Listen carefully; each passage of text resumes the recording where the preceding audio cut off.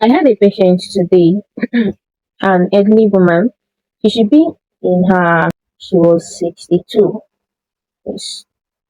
She's elderly, not really, really elderly, but she was kind of sick. So it made her look a lot older than what she was supposed to look like. So after seeing this particular patient, this woman, it reminded me of a conversation I had with my friends. I had with my friends some months ago. So I think I'll start from the beginning. I'll start from the beginning.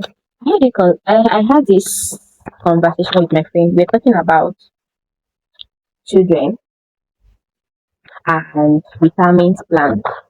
So I've forgotten what exactly struck up this conversation, but I remember telling my friend that I find it disgusting that somebody will say that the reason they want to have children is so that they use them as a retirement plan, like when they're old and everything.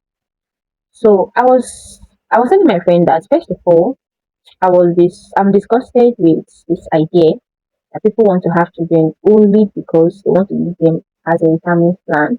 And secondly, I don't even think this is what anybody wants to rely on. Like having children because you want them to be your retirement plan is such an unreliable reason. Because first of all, these children can, assuming you have like two children, they can die before you. And things happen. And things that are not planned, it happens. I know somebody that had seven children. That is in my village. The story. But growing up, I've always known that this man is living alone. Live alone throughout my childhood, and even up to now he's still living alone. And the story has it that he has seven children, but seven of them died. So he's living alone. So I was telling my friend that first of all, this is a very, very unreliable plan because these children they can die before you. That's first. Secondly, these children can grow up tomorrow and decide not to recognize you as their parent. I mean, things happen. I've seen people online, like in social media, that will be like they don't talk to their parents because of so and so reason, and that was not a joke. It was like a reality.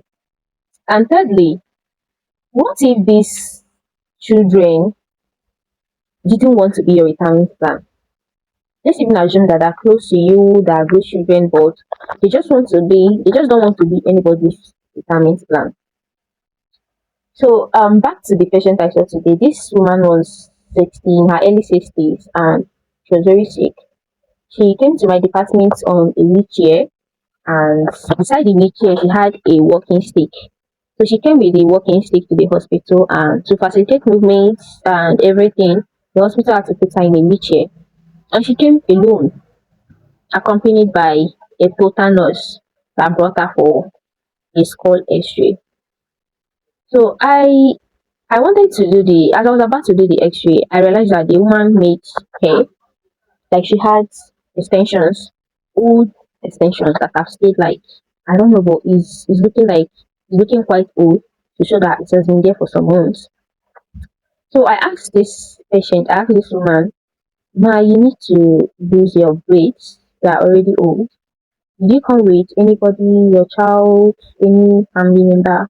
And she told me no, she came alone. So looking at this woman's situation, she's not a patient that she's not the ideal patient to come to hospital alone because she's almost incapacitated for the hospital to put her in a wheelchair. So I was shocked. I asked her, "Ma, how can you come to the hospital alone when you are in this kind of condition?" And she told me that her children live far from her and she's only living with her husband who is bedridden too. The husband has stroke and he's currently bedridden. She's the person taking care of the husband, and it was in the process of taking care of the husband that she had an accident. She fell down and hit her head on the floor. That was why the doctor was requiring for a skull X-ray. So after seeing this woman, like I said, it brought back the discussion I had with my friend, and it just ties down to what I told her because I told her that okay, don't get me wrong, I don't know if this woman has her children with plan of using them as vitamins or whatsoever. But I'm just using it as a reference. Having children because you want them to be a retirement plan is such a very, very, very unreliable plan, and I don't think anybody should do that. If you ask me, I'll say that the best retirement plan you can give to yourself is just having a money plan. What do I mean by money plan? If you had enough money set aside for your retirement and you get to a certain age that you realize that, oh, you can't do this alone, you the frequent hospital visit for the elderly people and the rest, whether you have children or not, you can actually outsource that. There are elderly people homes, like there are even caregiver services that both people can hire. Now I'm not saying it's not nice to take care of your parents, don't get me wrong. I still have my dad, and I don't care the kind of plan he had for giving birth to me. But what I know is that as far as I'm alive, I'm going to make his old age the best. But having it in your mind that you need to have children so that you won't suffer in your old age is such a lie. Yes, I call it a lie because that's what they'll be telling us. If you don't have children, you end up lonely. If you don't have children, you end up suffering in your old age. When you're old, who's going to take care of you? You suffer, you'll be sick, you'll be lonely and the rest. The truth is that even those that have children are still going through these things. So I would say it's better to want to have children because you love the idea of having children and not because you have a plan of using them for certain reasons. Because believe me, 9 out of 10, you are probably going to end up disappointed.